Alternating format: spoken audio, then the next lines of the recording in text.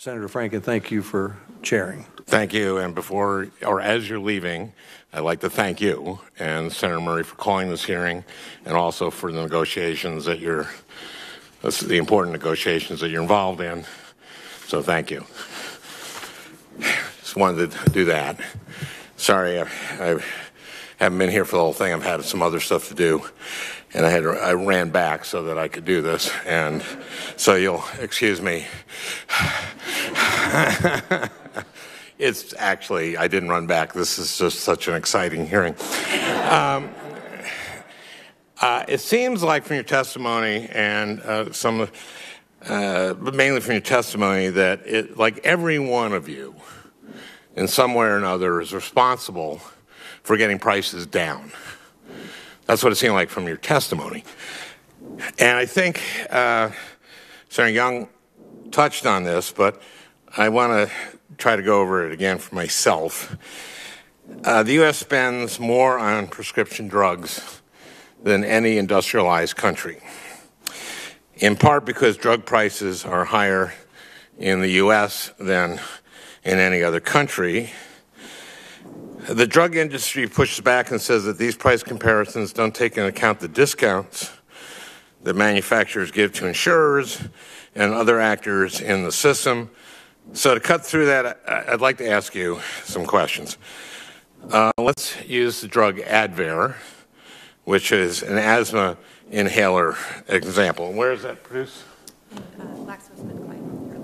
It's produced in North Carolina. So it's a drug that's produced in the United States. Ms. Riley, what is the list price for Advair in the United States? And how does it compare to the cost in Canada, France, and Germany? I honestly do not know the list price of Advair off the top of my head, Senator. Okay. I'd have to get back to you on that. Sure. That's very understandable. I want to ask you the price of every drug. Let's see how you do. No. A Bloomberg News report from 2015 found that the list price for Advair was $309.60 in the United States. Accounting for, say, a 50% discount, then the price would be $154.80, which is still higher than the price in Canada, which in 2015 was $74.12. The price in Germany, which was $37.71. And the price in France, which was $34.52. Ms. Riley, why are prices so much higher in the United States for a drug produced in the United States? And this is true for drugs that are produced in the United States and not produced in the United States. Why are they so much higher? I think Americans really want to know this, and I think they want to know this because you guys talked about research. Americans pay for a lot of the basic research, right? Yes. Yeah, through NIH. And our industry, yes. But much of it, through the taxpayer, pays directly to the NIH to do the basic research. Most of the research you do is not in your industry, is not basic research. We do a fair amount of basic research. You do a fair amount. Yes. Most of it is not basic research. And I'll give you the figures on that. We'll call that up in a second. I'm aware. These higher prices in the United States support high-level profits and some research and development costs, but we also pay these high prices because of the way our system is structured. The laws we set and the clout of the drug industry.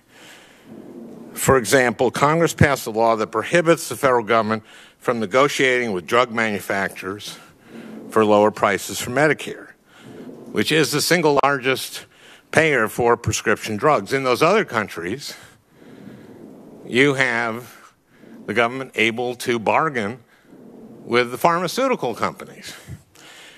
All of you presented yourself as part of the piece that keeps the prices down. Why are the prices so much higher? In this case,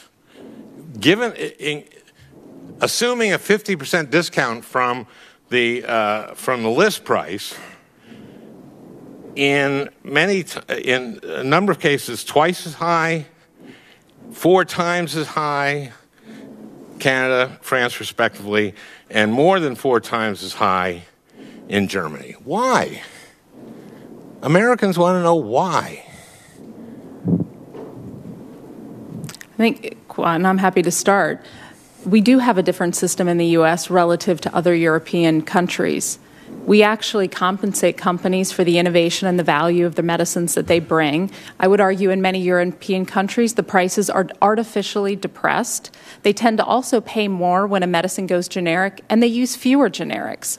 So in total, our systems are spending, if you compared on average how much we spend, yes, they probably do spend a little bit less. I would argue, though, that our country incentivizes new therapies and innovation to come to market. And then when that period of time, when a patent expires and exclusivity is gone, 90% of the market, 95% of the market shifts overnight to low-cost generics. In that system that we have, we are able to support a broader innovation ecosystem. You know, the fact that we have 90% generics here, and in most European countries it's 50 to 60%, in part because they don't incentivize their entry, they don't incentivize the dropping of price here. We do so in a way that additional resources are able to fuel the next generation of therapies for patients. I would suggest it's very small comfort for the Minnesotans that I visit around my state who can't pay for their pharmaceuticals. And I would suggest to you that this is a longer discussion, but why Americans have to ask, why do Americans pay more, 2 times as much, 4 times as much for our pharmaceuticals, many of which we produce, many of which we've done the basic research for through the NIH? Why do we have to pay, why does the American consumer have to pay more than the Canadian consumer for the same drug, more than the German consumer, more than the French consumer? Senator, I would also argue... Okay, go ahead. I was going to say, you know, there is a case here for the need for stronger trade agreements to ensure that other countries, particularly European countries, are paying more of their fair share. So the answer is just to make them pay more?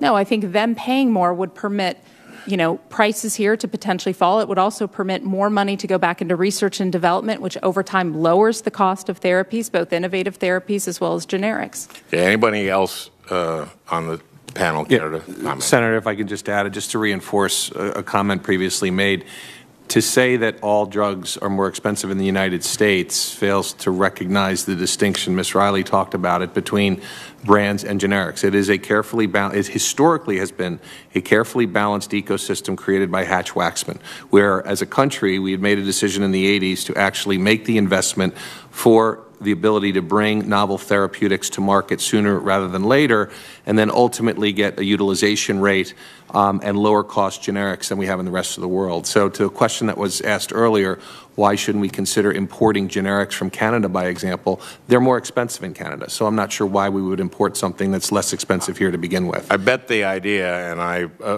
approve of being able to import, I bet you the idea would be to import the drugs that are cheaper. Yes, That's sir. just my guess about what consumers would do.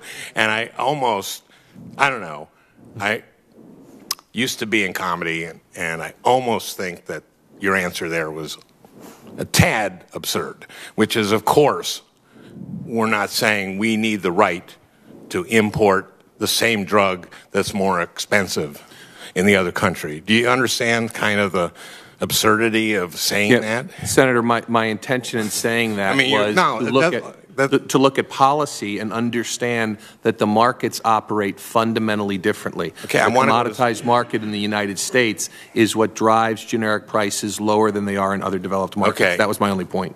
Thank you. But I do want to say that if you look at the whole universe of drug prices, we pay more, and we pay a lot more, and you're acknowledging that. That's what I'm talking about. I'll go to Senator Whitehouse.